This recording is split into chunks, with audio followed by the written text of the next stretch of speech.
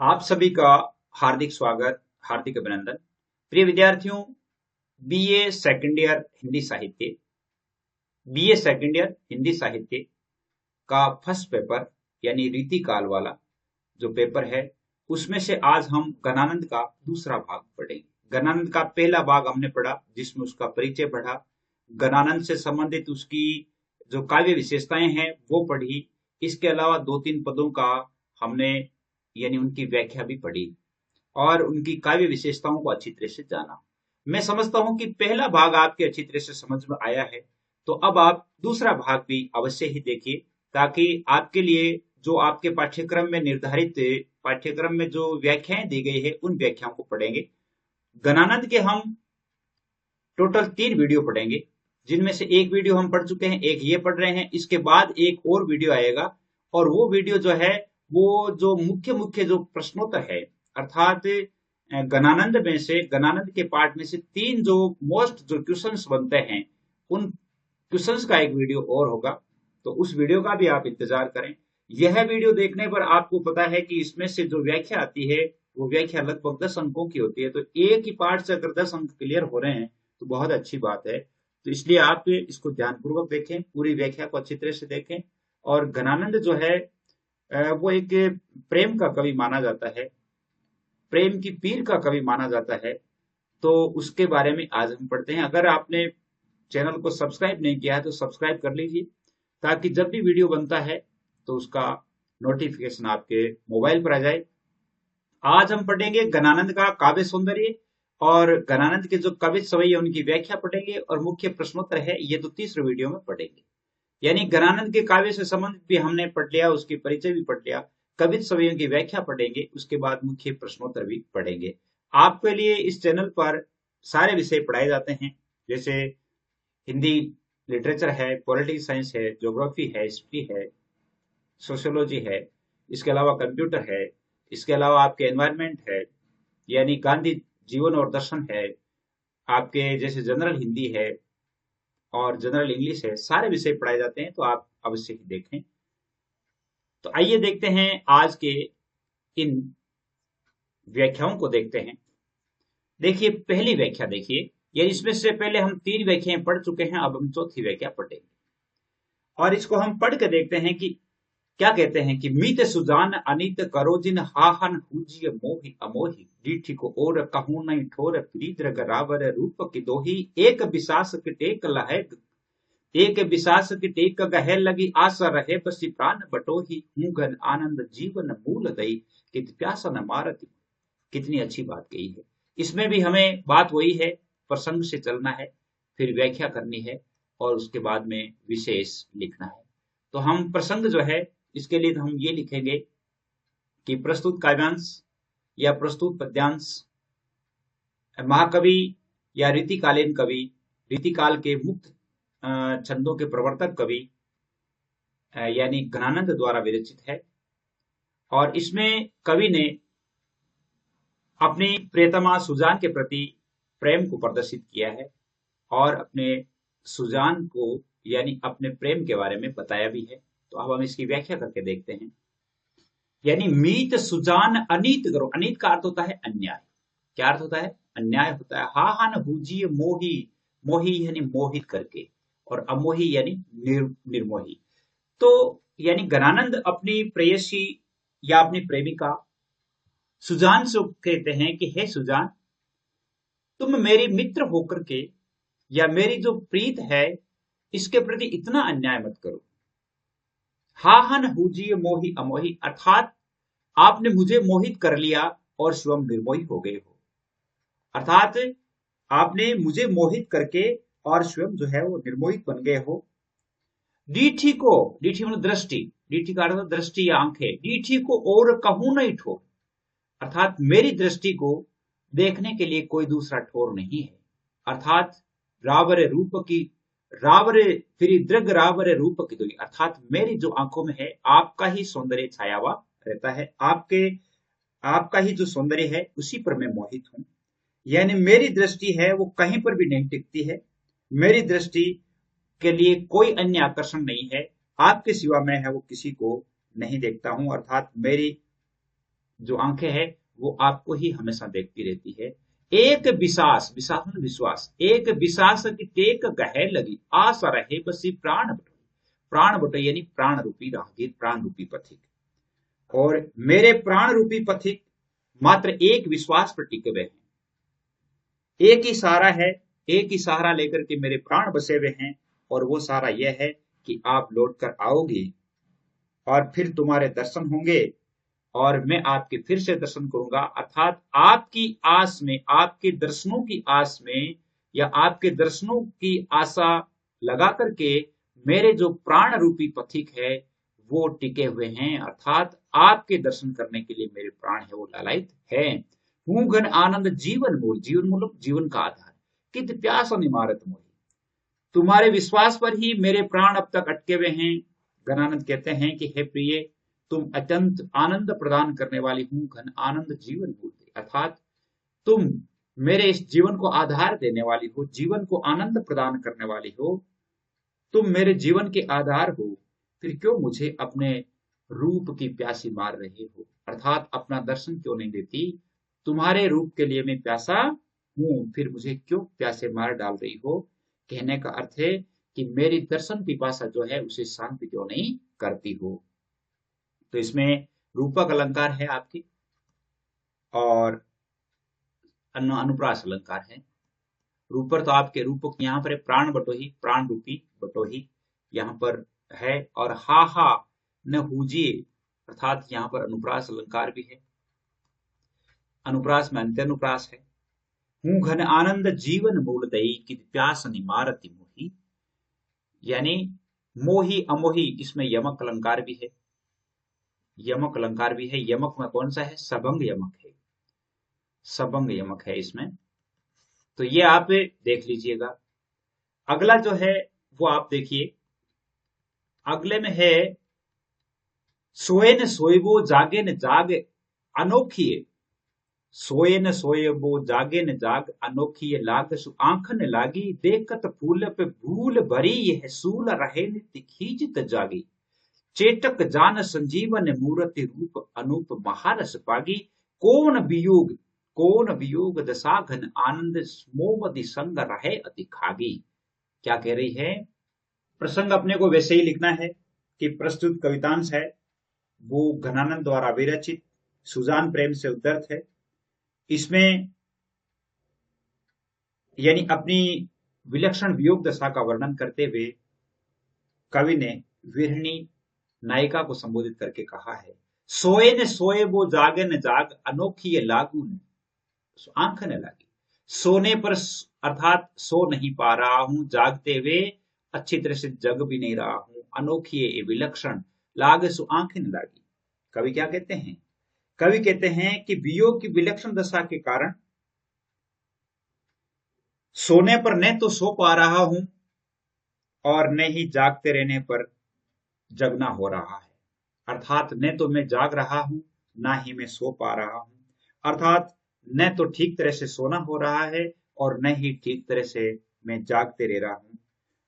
जागने के बीच में भी सदा निद्रा बनी हुई रहती है और निद्रा के बीच में भी सदा जागता हुआ सा महसूस करता हूं। देखत फूल पे भूल पड़ी, ये सूल रहे नित ही चित जागी।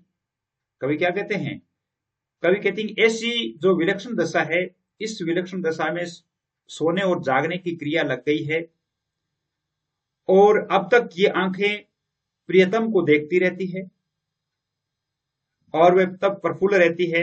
उसके अभाव में भूल का विचार करके, अर्थात प्रियतम के द्वारा भुला दिए जाने की बात सोच करके, और हमेशा ही ये जागते रहते। देखत भूल पे, अर्थात जब मैं सो रहा होता हूं तो मुझे वापस प्रियतम की याद आ जाती है और मुझे ये लगने लगता है कि उन्होंने मुझे भुला दिया है, तो फिर से मैं जाग जाता हूं। तो इस प्रकार की स्थिति हो गई है, यानी प्रियतम के अभाव में भूल का विचार करके, प्रियतम के द्वारा भुला दिए जाने की बात सोच करके मैं हमेशा दुख देखती रहती हूं, जागृत रहती है मेरी आंखें, वेदना का तीखा अनुभव हमेशा होता रहता है। आगे कहते हैं, चेटक जान संजीवनी मूर्ति रूप अनूप महारस पागी, और आगे ये लिखती है कि अनुपम रूपवती, चेटक जान संजीवन अनुपम महारस पकी, यानी ये कहती है कि अनुपम रूपवती और अत्यधिक रस से पकी हुई मायाविनी जो सुजान है, और सुजान की जो जीवनदायिनी मूर्ति है, मेरी मूर्ति में धंसी रहती है। चेटक जान संजीवनी मूर्ति, रूप अर्थात यूं कह सकते हैं कि यानी इनकी जो प्रेमिका है अर्थात सुजान है, सुजान की मूर्ति है, वो मेरे हृदय में हमेशा अड़ी रहती है। सुजान की मूर्ति हमेशा मेरे हृदय में अड़ी रहती है। कौन वियोग दशा घन आनंद, घन आनंद कहते हैं कि ये वियोग की कौन सी दशा है, यानी वियोग की ये कौन सी दशा है जिसमें हर समय में जो है यानी सुजान को ही याद किए रहता हूं। कैसी वियोग दशा है, और भाव क्या कहना चाह रही है कि प्रेमिका सुजान की मूर्ति के ध्यान में रहती है, फिर भी वियोग का अनुभव होता रहता है। आखिर ये वियोग की कौन सी और कैसी दशा है, मैं जान नहीं पा रही हूं। और कौन वियोग दशा घनानद, घनानद कहते हैं कि ये वियोग की कौन सी दशा है, हर समय मुझे उसी की याद रहती है, सुजान की ही याद रहती है। इसमें भी आपके एक तो छेकानुप्रास अलंकार है। छेकानुप्रास अलंकार वहां होता है जहां पे एक वर्ण है वो दो बार आता है, यानी एक बार आवृत्ति होती है। इसमें देखो, सोए न सोए वो जागे न जाग अनोखी लाग, इस लाइन में जे है दो बार आया है, इसका मतलब है कि यहाँ पर छेकानुप्रास है। और इसकी भाषा ब्रज है, मुहावरेदार भाषा भी इसमें लग रही है। अगला जो है इसमें देखिए, अगले में लिखा है कि निस्दोष खरी उर मांझ अरी, निस्दोष, निस मतलब निस्दोष दिन रात, निस्दोष खरी उर मांझ अरी, छवि रंग भरो मुझी, छवि रंग भरो मुरी चाहन चाहने की, चाहन चाहने की, तक मोर नित्यो चक ढोर रहे, ढरी गो ही ढोरनी बाहन की, चटिदे कटिबे बटि प्राण गए, गति सुमति वो अवगाहन की, घन आनंद जान लखी जबते, जग लागी मोहि कराहन की। इसमें भी आपको वही लिखना है। व्याख्या जब हम इसकी करेंगे तो व्याख्या में वही बात है, प्रसंग में आपको इसी में वैसे ही लिखना है जैसे हम लिख रहे थे कि प्रस्तुत अवतरण जो है घनानंद द्वारा विरचित सुजान प्रेम से लिया गया है, और इसमें कवि ने अपनी प्रेमिका के मुड़कर देखने की अदा का वर्णन किया है। मुड़कर देखने की जो उनकी मुद्रा है उस पर नायक मोहित हो जाते हैं, और उसका वर्णन इन्होंने किया है। तब वो मनोभावों में लिखते हैं कि निष्दोष खरी उर मांझ अरी, दिन और रात, दिन और रात जो है मेरे हृदय में, यानी कवि कहते हैं कि उसके जाते समय मुड़कर देखने तक कि मोर निचों चक ढोर रहे, यानी कवि कहते हैं कि प्रेमिका जब मुड़कर के जाते जाते जब मुड़कर के देखती है तो वह सूरत जो है, वह अदा है या वह मुद्रा है, वो मेरी आंखों में अर्थात मेरे हृदय में अर्थात छा गई है, उसकी जो वो अड़ गई है, यानी निस्दोष खरी उर्मांझ अरी, उर्मांझ मतलब हृदय में, हृदय के बीच में अड़ी हुई है। छवि रंग वह भरो मुरी, मुरी यानी मुड़ने की चाह, चाहन की। जब नायिका यहां से जाते हुए उन्हें मुड़कर देखती है तो उस समय की जो अदा है, उस समय की जो मुद्रा है, वो मेरे हृदय में समा गई है, मेरे हृदय में वो अर्थात अंकित हो गई है। जो रात और दिन जो है वही अंकित हो रही है। ताकि मोर नित्यों चक ढोर रहे, जब वह इस प्रकार मुड़ रही थी तो मेरे नेत्रों ने भी उसे इसी प्रकार आकर्षित कर लिया, मेरे नेत्रों में भी वह इसी प्रकार अंकित हो गई।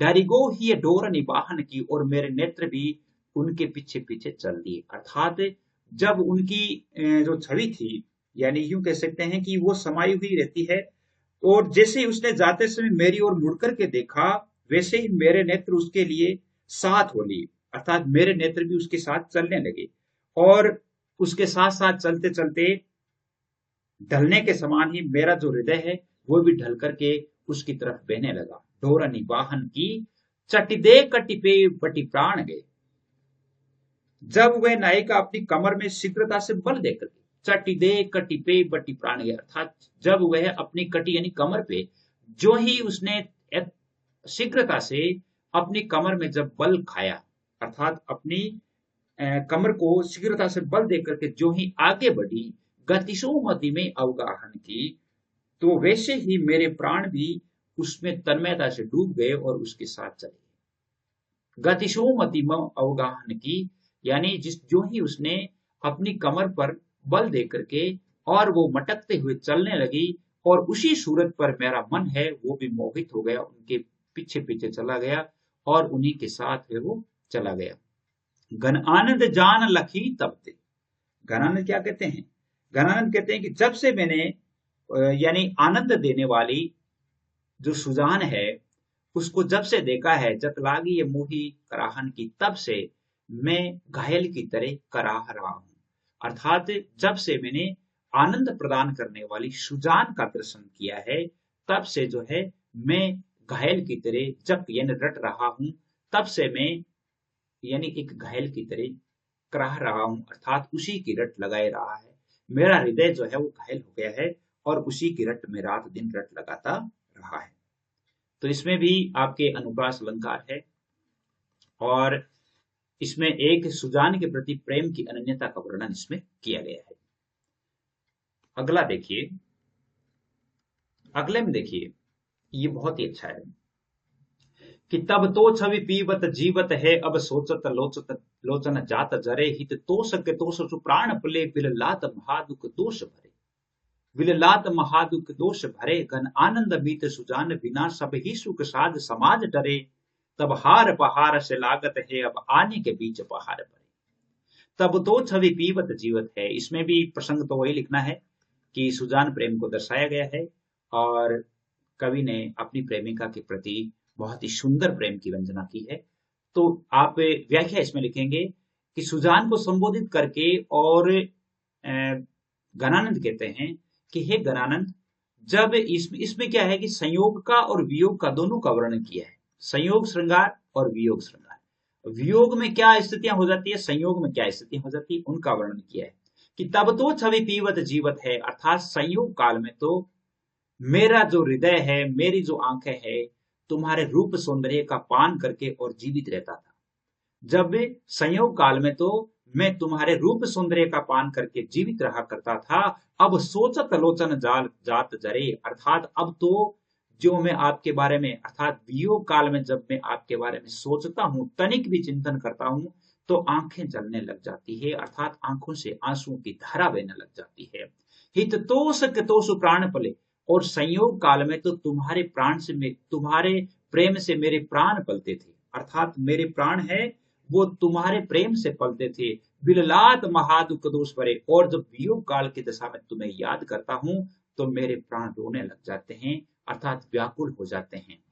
घन आनंद मीत सुजान बिना, सब ही सुख साध समाज डरे। घनानंद कहते हैं कि हे मित्र सुजान, आपके बिना मेरे सारे सुख साधन है वो व्यर्थ है। सब ही सुख साध समाज डरे, अर्थात आपके बिना मेरे जितने भी सुख है, संसाधन है, अर्थात हर एक सुविधा जो है वो आपके बिना व्यर्थ है, किसी भी काम की नहीं है।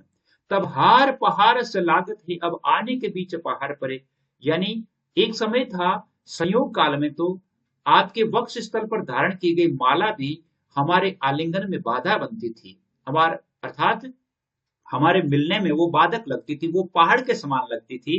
अब आने के बीच पहाड़ पड़े, और अब तो दूरियां इतनी बढ़ गई है कि अब तो यानी ये दूरियां रूपी जो पहाड़ है वो वास्तव में ही एक पहाड़ बन करके और दूरियां हमारे बीच में आ गई है। यानी कवि क्या कहना चाहते हैं कि संयोग के समय तो आपके वक्षस्थल पर धारण करने वाली जो माला है वो भी हमारे मिलने में, आलिंगन में बाधक बनती थी, पहाड़ जैसी लगती थी, और अब वियोगावस्था में मेरी व्यथा बीच में आकर के पहाड़ की तरह व्यवधान बढ़ाने वाली हो गई है। कहने का अर्थ है कि वियोग काल में तो अब ये जो व्यथा है, ये दुख है, बहुत बड़ा भयंकर पहाड़ बन गया है। इसमें देखिए आपके एक तो उपमा अलंकार का प्रयोग हुआ है, उपमा अलंकार का प्रयोग हुआ है, इसके अलावा इसमें यानी यमक अलंकार का प्रयोग हुआ है, यमक के अलावा अनुप्रास का प्रयोग भी हुआ है। अनुप्रास का तब तो छवि पीवत जीवत है, अब सोचत लोचन जात झरे, हित तो सके तो सुप्राण पले, बिललात महादुख दोष भरे। और इसमें क्या लिखा है? तब हार पहारी, इसमें यमक है यानी सभंग यमक है। सभी सुख साध समाज डरे, तो यमक है, उपमा है और अनुप्रास तो है ही। इसके अलावा यमक यहाँ हो गया, हार पहाड़ में यमक हो गया। और उपमा अलंकार कहाँ है? देखिए, हित तोष के प्राण, हित तोष के तोष सुप्राण पले, बिललाद महादुख दोष भरे, घन आनंद मीत सुजान विनाशक ही, सब ही सुख साथ समाज डरे। और तब हार पहाड़त चला, पहाड़त से, पहाड़ से, पहाड़ जैसे, तो इसमें उपमा भी है और हार पहाड़ में यमक भी है। और भाषा आप जानते ही हैं, ब्रज हैं। इसके अलावा सवैया छंद में लिखा हुआ है और काव्यलिंग अलंकार भी इसमें आया हुआ है। अगला देखिए, अगला देखिए, अगले में है, अगले में क्या लिखा है कि कौन की सारण जय आप तुन काहु पे, सुनो सो चितये जग दे अतिथि कुकिए, सोचनी समय मति हैरत हीरे और आंसुनि भिजये ताप के तय तुन सुकी, क्यों करी बिताए कैसे कहाँ दूरी तय मन, बिना जान प्यारे कब जीवन अत चुकिए, जीवन अत चुकिए, बनी है कठिन महामोही घन आनंदयो, अरे मीचो मारी गई आशरो न जितते ठुकिए। कितनी सुंदर बात लिखी है। क्या लिखा है? वैसे ही आपको प्रसंग तो वैसे ही लिखना है और व्याख्या जो है आप इस प्रकार लिखेंगे। कवि क्या लिखते हैं कि कौन की शरण जय आप तुन कह काहू पे। कवि कहते हैं कि अब मैं अब किसकी शरण में जाऊं, अर्थात अपने समान तो कोई भी नहीं मिल रहा है। आप त्योन काहू पे, अर्थात अपने समान तो कोई मिल ही नहीं रहा है। किसकी शरण में जाऊं, अपने समान तो कोई मिल ही नहीं रहा है। सुनो सो चिते जग देया की तकुकी, यानी कहने का अर्थ क्या कहना चाह रहे हैं कि अतिशय वीर व्यथा और निराश्रयता के कारण सारा संसार मेरे लिए सूना दिखाई देता है। फिर हाय देव, कहां जाकर प्रियतम को पुकारूं। सुनो सो चिते जग दया कित कुकी, अर्थात फिर मैं कहां जाकर के मेरे प्रियतम को पुकारूं। मैं निरंतर चिंता में लीन रहती हूँ। सोचनी समय मति हैरत ही रही, और अर्थात मैं निरंतर चिंता में लीन रहती हूँ। बुद्धि उसे खोजने पर स्वयं खो जाती है मति हैरत ही रही, अर्थात मेरी जो बुद्धि है वो स्वयं जो है खो जाती है। और आंसू नि भिजे ताप ते तन सूखे, अपने वक्ष स्थल पर आंसुओं से भिगोती रहती हूँ। अर्थात आंसू नहीं भिजोए, अर्थात मुझे जो है मेरे जो देश है, अर्थात मेरी आंखों से आंसू आते रहते हैं। और फिर भी ये शरीर विरह वेदना के संताप से तपता व सूखता जा रहा है। क्यों करी बीते कैसे कहाँ दूरी तय मन, फिर भी ये मेरा जो मन है, फिर ये विरह वेदना में कैसे सूखा जा रहा है, किस प्रकार ये सूख रहा है मेरे समझ में नहीं आ रहा है। अगले में लिखा है कि क्यों करी बीते कैसे कहां दो बीते मन, बिना जान प्यारे कब जीवन अते चुकी। बिना जान, आगे क्या लिखा है कि और किस प्रकार और कैसे अपने हृदय की चिंता संयुक्त में पुकारूं, बिना प्रियतम सुजान के किस प्रकार, अर्थात अपना जीवन समाप्त करूं।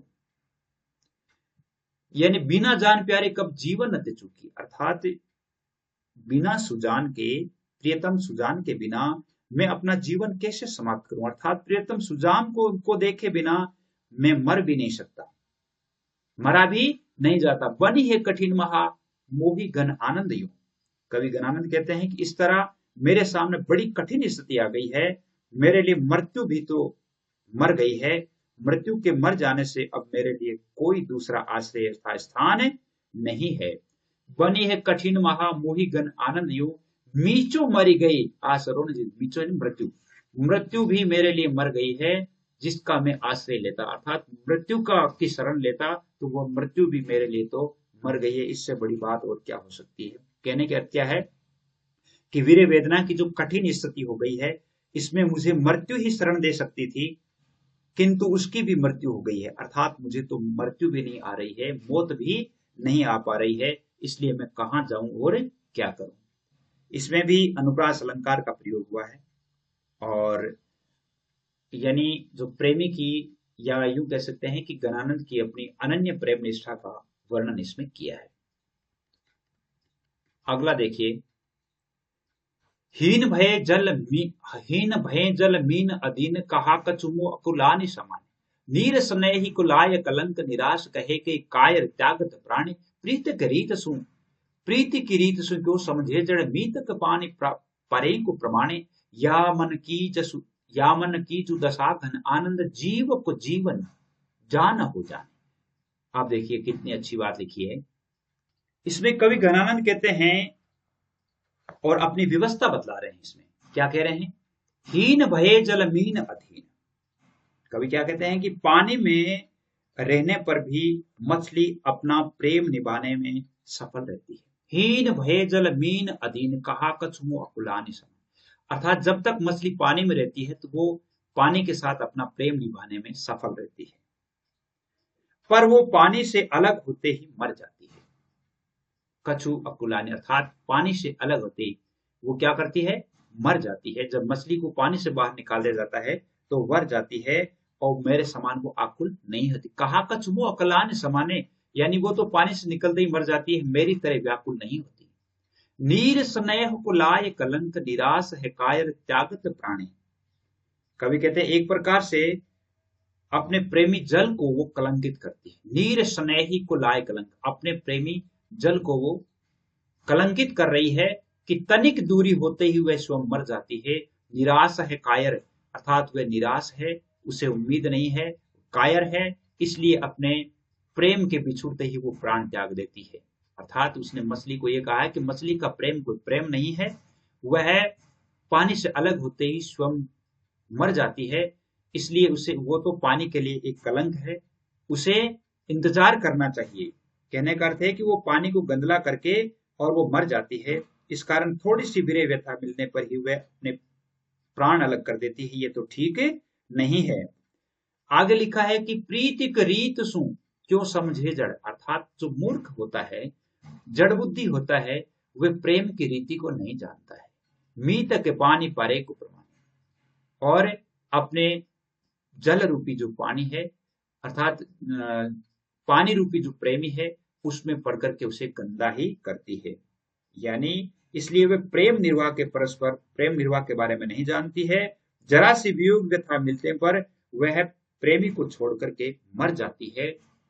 यामन की जो दशा घन आनंद जीव के जीवन जान हो जाने, और वह अपने प्रिय पानी में अर्थात रहने को ही प्रेम का प्रमाण मानती है, परंतु सुजान प्रियतमा के विरह में मेरे मन में जो व्याकुलता है, वो व्याकुल तो रहती है, लेकिन उसे कोई नहीं जान सकता। अर्थात उसे तो प्राणों को जिलाने वाली सुजान जानती है। या मन की जो दशा घन आनंद जीव के जीवन जान, अर्थात मेरे मन के जो प्राणों की जो दशा है, वो मुझे जीवन देने वाली सिर्फ और सिर्फ अर्थात सुजान ही जानती है। या मन की जो दशा, अर्थात मेरे मन की जो दशा है, मेरी व्याकुलता है, वो मुझे आनंद प्रदान करने वाली सुजान है, वो ही जानती है, अन्य कोई नहीं जानता है। अर्थात सुजान के कारण विरह व्यथा भोगनी पड़ रही है। यानी मुझे जो है, कहने का अर्थ है कि मैं पानी में जैसे मछली की तरह मैं इतने जल्दी जो है उम्मीद नहीं त्याग सकता, क्योंकि मुझे मेरी सुजान के मिलने की पूरी संभावना है।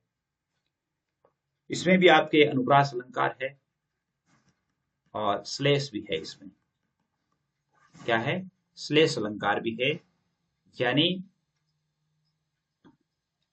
श्लेष अलंकार भी है। जीवन जान, अर्थात जीव की जीवनी जो है, इसमें यहाँ पर वैसे पानी को जीवन दशा जीवनी कहा जाता है, लेकिन यहाँ पर जो है उसको भी जीवनी कहा गया था, यानी इसमें श्लेष अलंकार है। अगले में देखिए लिखा है कि आंखी ने मूंदी वो बात दिखावत, सोवने जागनी बात ही पेखिले, बात स्वरूप अनूप अरूप है, भूलो कहा तू अलेख ही लेखिले, बात की बात सुबात विचारी वो, सच्चम था सब ठोरी बिलेखिले, नैननी काननी बीच बसे घन आनंद मोन बखान सुदे खिले। इसमें नायिका को लक्ष्य करके या प्रियतमा को लक्ष्य करके प्रियतम जो है अपनी विवस्था और उपालम को व्यक्त करता है। आंखी ने मूंदी वो बात दिखावत, कि आंखें बंद कर लेने पर तो तुम्हारी मधुर बातों के कारण तुम्हारी याद आ जाती है। क्या कहता है कि आंखें ने मूंदी वो बात, जब मैं आंखें बंद कर लेता हूं तो तुम्हारी बातें याद आना शुरू हो जाती है। सोवन जागनी बात ही पेखिनी, परंतु मुझे सोते जागते तुम्हारा जो स्मरण होता रहता है उसको भी तुम देख लो, अर्थात मेरी विरह व्यथा और विवस्था तुम जान लो। सोवन जागनी बात ही पेखलो, अर्थात जब आंखें बंद करता हूं तो तुम्हारी छवि मेरे हृदय में बनी हुई रहती है, और जागते सोते हर समय तुम्हारा प्रेम और तुम्हारा सौंदर्य ही मुझे नजर आता है। बात स्वरूप अनूप अरूप है। आगे वो लिखते हैं कि तुम्हारी जो मधुर बातें हैं वो सरल होती हुई भी मेरे लिए अनुपम है और अरूप है। बात स्वरूप है, अर्थात आपकी जो बातें हैं वो सरस है, अनुपम है, लेकिन मेरे लिए अरूप है। भूलू कहाँ तू अलेख ही लेखी ले, यानी इस कारण मैं चाहकर भी यदि तुम्हारी मधुर बातों को भूलना चाहूं तो भी नहीं भूल सकता। भूल्यो कहाँ तू अलेख ही चाहिए, अर्थात मैं चाहकर भी तुम्हारी बातों को नहीं भूल सकता। बात की बात सुबात विचारे, आगे लिखा है कि यानी जो है, आगे लिखते हैं कि क्योंकि तुम्हारे जो अंतरतम का जो चित्रण है वो है मेरे हृदय में स्पष्ट अंकित है। यानी ये कहा जा सकता है कि तुम बात बात में तुम्हारी उक्तियों पर विचार करने की जो क्षमता है, तुम बात बात में तुम्हारी उक्तियों पर विचार करने की जो क्षमता है उसका भी तुम अच्छी तरह से ज्ञान कर लो। बात सुबात, बात की बात सुबात विचारे, वो सक्षमता, सक्षमता सब ठोर विषय, अर्थात बात बात पर अपनी उक्तियों के बारे में, अपने कथन के बारे में विचार करने की जो आपकी क्षमता है उस पर भी तुम विचार कर लो, उसको भी तुम जान लो। कहने का क्या अर्थ है कि प्रत्येक अच्छी बात को समझने की क्षमता तुम्हें है। यदि ऐसी क्षमता है तो सर्वप्रिय का प्रणय भाव देखने को मिल जाता है। नैनन कानन बीच बसे, गणानंद कवि कहते हैं कि हे प्रीतम सुजान, कानों और नेत्रों के मध्य कम दूरी होते हुए भी काफी अंतर है। नैनन कानन बीच बसे, घन आनंद मौन बखाने सो देखे। गणानंद कहते हैं कि कानों और आंखों के बीच में बहुत कम दूरी है, फिर भी इनमें अंतर है। कानों को सुना उतना सत्य नहीं होता जितना नेत्रों का देखा हुआ होता है। नैनन कानन बीच बसे, घन आनंद मौन बखाना सो देखे, अर्थात कान और नेत्र दोनों पास पास है, उनमें कोई दूरियां नहीं है, लेकिन कान का सुना हुआ इतना सत्य नहीं होता जितना आंखों का देखा हुआ सत्य होता है। अर्थात दोनों एक जगह होते हुए भी इनका जो परिणाम है वो अलग अलग होता है। कानों और नेत्रों के मध्य की स्थिति का ये यानी प्रेम भाव जो है इसका वर्णन इसने किया है। तो इसमें देखिए अनुप्रास है, यमक अलंकार है और आक्षेप अलंकार है। कौन कौन सा है? आक्षेप किया है, यमक अलंकार है और अनुप्रास है। अनुप्रास अलंकार भी है। नैननी काननी, देखिए नैननी कानन, इसमें क्षभंग यमक है और भाषा है वो ब्रिज है। अगला देख लीजिए, अगले में लिखा है कि भय अति निठुर मिटार पहिचान डारी, भय अति निठुर मिटाए पहिचान डारी, याही दुख हमें जग लागी हाय हाय है। तुम तो निपट निर्दयी गई भूल सुधी, हमें सूल सेलने सो क्यों ना बुलाए है।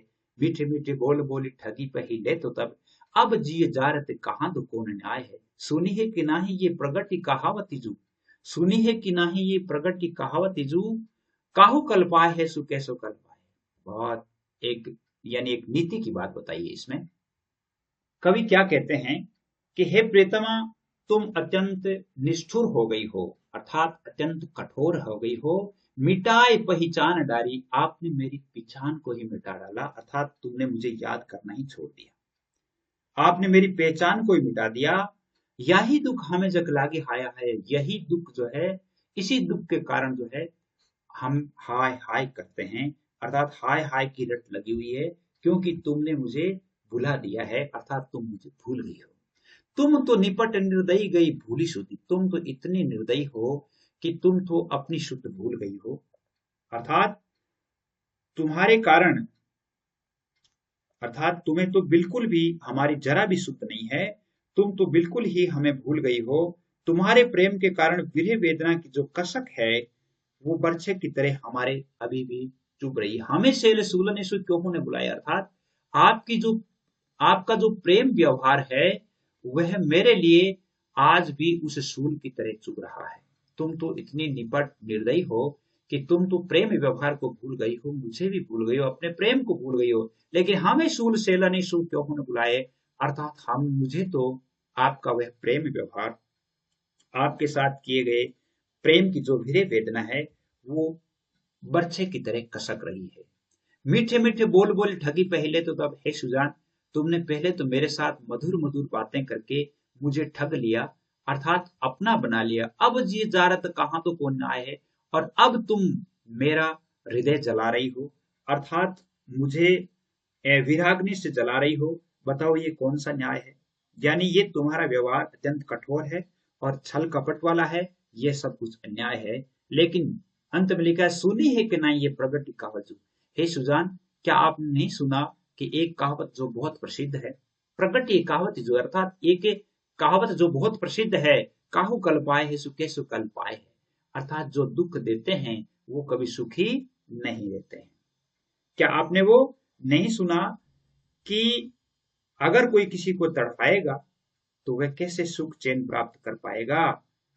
यानी जो जानबूझकर किसी को कष्ट देता है तो वह स्वयं भी कष्ट प्राप्त करता है। सुनी है कि नहीं ये प्रकट कहावत जू, काहू कल पाए है सुखे से कल। अर्थात जो खुद जो है किसी दूसरे को दुख देता है वह स्वयं कभी सुखी नहीं हो सकता। अगला देखो, ये अपने पढ़ लिया और मैं समझता हूं कि आज हमें यहीं तक पढ़ना चाहिए, और आगे जो है एक और पढ़ लेते हैं। कारिकूर कोकिला, कारिकूर कोकिला कहाँ को बेर काट तेरी कूकी कूकी, अब क्यों कर जो की कोरी ले। अरे बेड़े बरे पापी ये कला पीनी से ध्वंस जो ही, चातक घातक त्यों ही तू हूं कान फोड़ी ले। आनंद के घन प्राण जीवन सुजान भी, न जाने के अकेली सब घेरों दस जोरी ले। अरे जोनो करे आवन विनोद बर सावन आवे, तोलो रे तोलो रे तोलो रे डरारे बज मारे घन घोरी ले। देखो इसमें क्या लिखा है। कारिकूक कोकिला, अर्थात कबीर गणानंद कहते हैं कोई वीरणी नायिका है, कोयल को संबोधित करती है। क्या कहती है कि अरे काली कठोर स्वभाव वाली निर्दयी कोयल, कारिकूल कुर कोकिला कहाँ को, हे कोयल अर्थात काली और निर्दयी स्वभाव वाली कोयल, तू मेरे साथ कौन सा बेर निकाल रही है। कारिकूक कहाँ को बेर काटती, अर्थात कौन सा बेर निकाल रही है, कौन सा बदला ले रही है। कूक कूक अभी हूं करे जो किन कोरिले, एक तो तुम कूक कूक करके मेरा मन खोखला कर रही है, मेरा दिल अर्थात हृदय खोखला कर रही है, और अब मेरा और क्या अहित करना चाहती है, और तुम मेरा क्या अहित करना चाहती है। पेड़े रे पेड़े परे पापी ये कलापिनी से दोष जो है, ये पापी मोर जो है वो भी रात दिन मेरे पीछे पड़े रहते हैं।